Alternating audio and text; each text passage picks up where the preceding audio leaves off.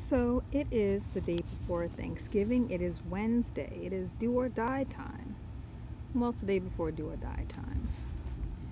Went to the grocery store today because I had the bright idea to make a new kind of dip. At least new to me. I've never made a broccoli cheese dip before.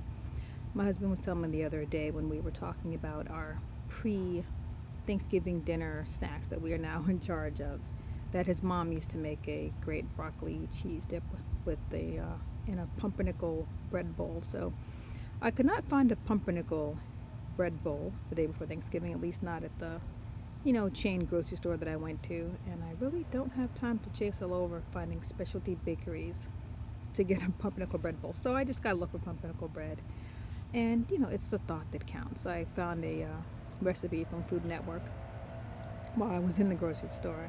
Got all the stuff. We're gonna see how that pans out. I've decided not to brown my turkey because I have too much going on. I don't have a large fridge I used to have, and it's an unnecessary complication. Maybe next year. For some reason, I was moved to get an extra pomegranate. I don't know, just paranoia, I guess. Extra half and half. Everything should go well. Well, I guess I better get off this lounge chair and get to cooking. Okay, cooking time is about to be on. Not, till the break of dawn, because I do like to get some sleep. But anyway, preparations begin in earnest. Alright, so first I'm going to make the cornbread. This is a modification of a Mark Bittman recipe. I'm going to take a stick of butter and put it in the pan. Oven preheated at 375. In the oven it goes.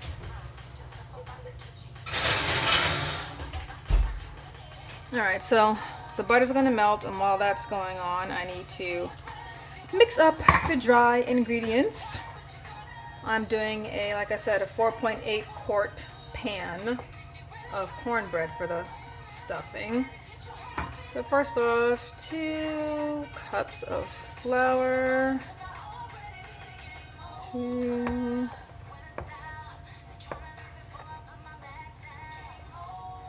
3, 4. Yeah, so I'm gonna mix up all the dry ingredients first, and then the wet ingredients. So dry ingredients, we've got 2 cups of flour, 2 cups of cornmeal, all organic of course, tablespoon of baking powder, aluminum-free baking powder, 2 teaspoons of salt. In this case, I'm going to be using Peak Himalayan sea salt, and a 1/4 cup of organic sugar, 4 organic eggs, 2.5 cups of milk to start.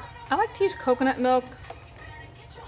Nice mild flavor, and coconut milk is good for you with all those medium chain fatty acids. So dry ingredients all mixed up. I like to use Pink Himalayan sea salt because of the mineral content. I've actually never put it in cornbread before, but I'm sure it'll be delicious. So there's my dry ingredients. I only used a 1/4 cup of sugar because this is going to be a savory dish. If I was going to be eating the cornbread on its own, there are 2 changes I would make. One, I would certainly put in more sugar, and I would also use half of the cornmeal would be that fine ground cornmeal. It gives the cornbread more of a cake-like texture. So breaking our eggs in the liquid mix to get everything wet together, and then everything dry together. As you can see, sometimes it takes a little bit of effort to break up 4 egg yolks. Stir. I just checked on the stick of butter in the pan, and the butter is not melted yet, so got time. I actually like the butter in the pan to brown just a tiny bit because it really increases the flavor. So yeah, the recipe recommends you start off with this much milk, and then if you, a little more yolk, I didn't quite stir that properly. If you find yourself with a mix that's a little bit too dry, you can always come back through later and add a little more milk. But of course, once the milk is in, you can't take it out. So it's one of the lessons in cooking with salt, with herbs, spices, anything. You can always add more, but once it's there, you can't get it out. Although I did read once, I've never tried this yet, but I did read once that if you have too much salt, say in a soup or in a stew, if you put a few slices of raw potato, it kind of sucks the salt up. So never had to use that one. All right, you don't want to over stir, because then it'll be tough and there'll be tunnels in it. We're going to break it up, but still you don't want it to be extra chewy. So there's our lovely cornbread.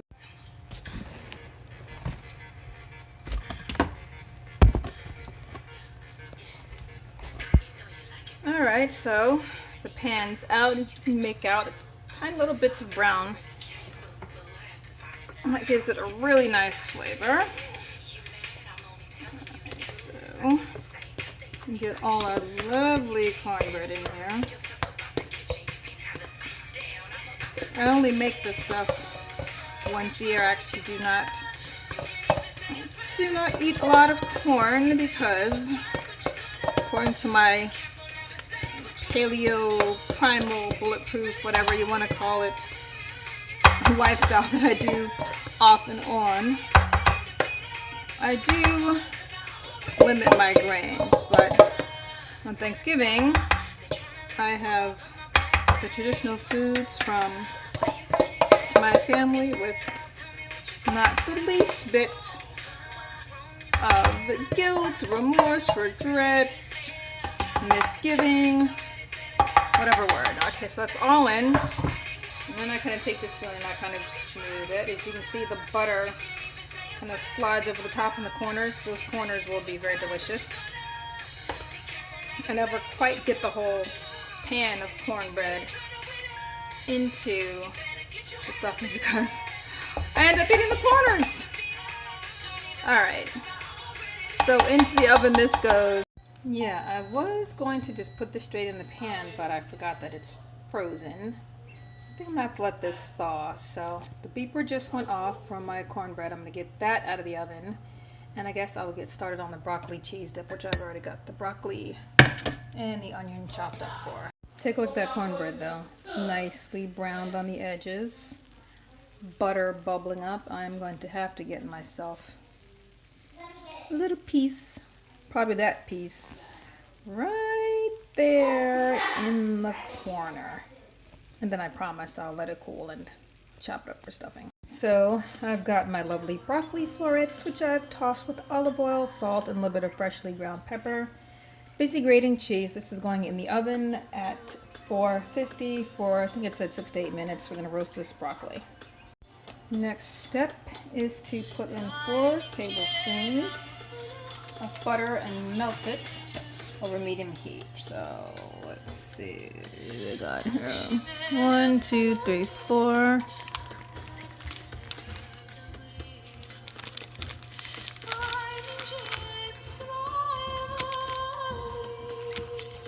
Just cut it up in little pieces so it'll melt just a skosh faster, or more quickly rather.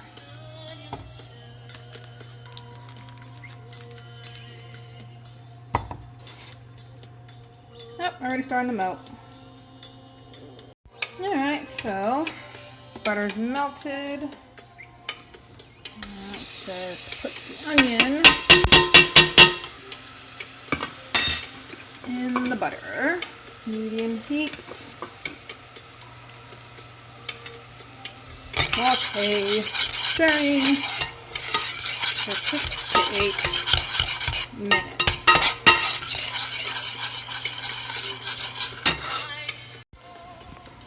It seems to me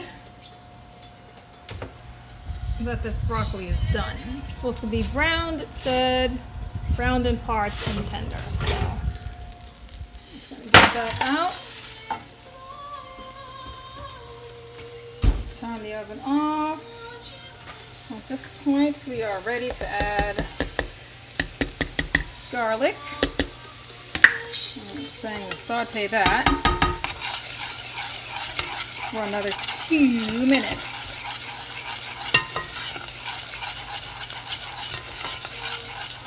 I hope this comes out. It's taking up a decent chunk of my day to make this. So I hope he likes it.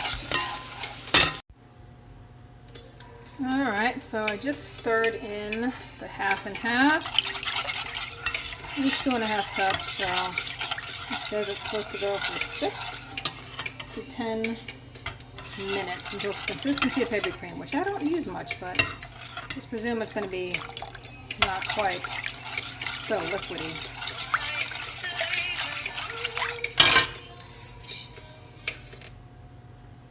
Actually, it said 10 to 15 minutes. Okay, so while the cream is cooking in the meantime, the broccoli is cold enough that I can chop it. It's actually really good. So I'm just going to chop half of this. I do not have space. Okay, so while that cream, half and half rather, is still reducing, I'm going to go ahead and chop up broccoli. When I eat broccoli just as a side dish, I always cook it with just some broth and some salt and some butter and some fresh garlic, and it's delicious. But I have to say, just this roasted broccoli, I might have to make it like this sometimes because this is really, really, really good. Okay, so it has been about 10-12 minutes and it's definitely thicker than it was. So I think it's just about ready. Now all I've got to do is stir in the cheese. It's Monterey Jack and cheddar and then broccoli. And I will set it aside to cool and then stick it in the fridge, and hopefully my husband will not discover it. And it will be a nice surprise for him on Thanksgiving Day. Alright, I always think it's nice to do little small things for your spouse that show care, consideration, and appreciation. Maybe saying how much you used to love broccoli cheese dip. The recipe is unfortunately packed up. I should have thought to call his mom, but I really didn't want to bother her. She's got her own Thanksgiving stuff to do. So hopefully the Food Network will not steer me wrong. You see, I took the cream off the heat because that is what the instructions stated. Wow, this is already, like, that already looks like a pretty good dip right there, but I am not even half done with the cheese. It's 2 cups. 2 cups of cheddar and 1.5 cups the Monterey Jack. I hand shredded the cheddar. He likes freshly shredded cheese. He thinks it tastes better, and I tend to agree when you have that pre-shredded stuff, which the Monterey Jack is pre-shredded. When you've got the pre-shredded stuff, it tends to just not taste as nice as the freshly grated. Now, I don't know if that's because of the exposure, more surface air exposure to the air, or maybe there's something they put in the shreds to keep them from sticking together, some sort of preservative which keeps it from not